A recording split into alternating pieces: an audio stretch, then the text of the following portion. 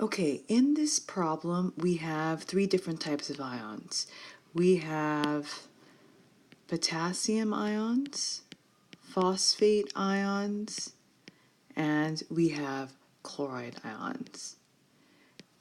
We are asked to determine the molar concentrations of each of the ions in the new solution when all of these compounds are mixed. So the representation for molar concentration we know is moles of solute over liters of solution. Okay, so we're first going to solve for the concentration of potassium ion. The notation for concentration of potassium ion is potassium ion in brackets. So that also means moles of potassium ion over liters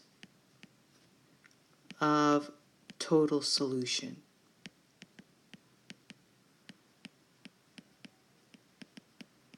The first step is to get the liters of total solution.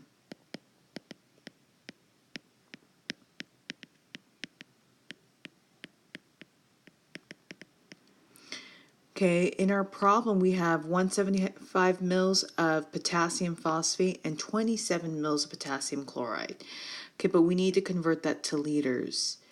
Okay, assuming you already know how to convert to liters, you should get 0.175 liters of your potassium phosphate plus 0.0270 liters of your potassium chloride. This gives us a total volume of 0.202 liters solution. Okay, now we have to determine the moles of potassium ions. Okay, what's important to observe is that we have potassium coming from potassium phosphate and potassium coming from potassium chloride. So we need to add up the moles coming from both compounds. So if we take the volume and multiply it by the molarity in liters, we're going to obtain our moles. Okay, so I'm taking the volume of liters of potassium phosphate and multiplying by the molarity of potassium phosphate. Okay, and our molarity can be represented as 0.100 moles over 1 liter of potassium phosphate solution. And this volume over here is the volume of our potassium phosphate. Okay, and we know that there is for every 1 mole potassium phosphate, there are 3 moles of potassium ions. So this gives us 0.0525 moles of potassium ions from the 175 mils of the 0.1 molar potassium phosphate solution.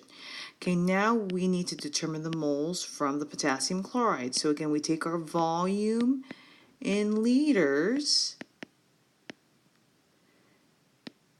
and multiply it by molarity.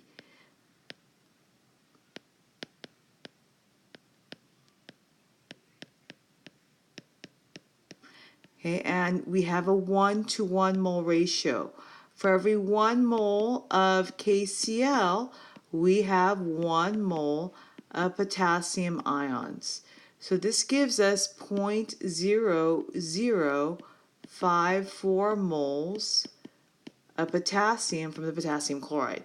So what we're going to do is we're going to sum up these moles, 0.0525 moles of potassium plus 0.0054 moles of potassium, and we're going to divide it by the total volume of 0.202 liters solution, and this gives us a concentration of 0.287 molar.